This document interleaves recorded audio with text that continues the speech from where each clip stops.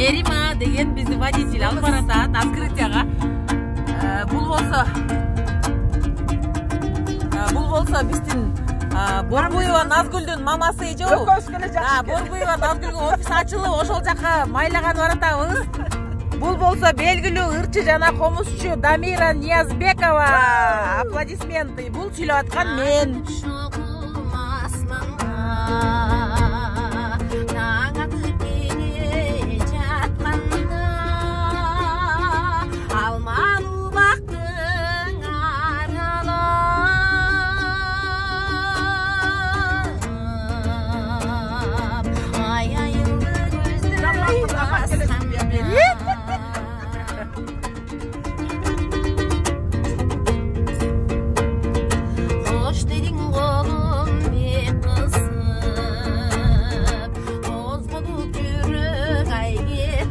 Қандай сон не, Мерим, астыңдағы лидер офис ашып атса, өлі толқынып атасың бі?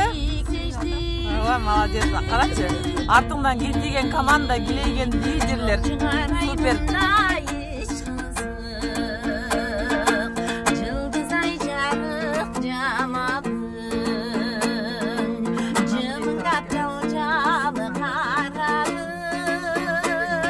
Керемет, керемет.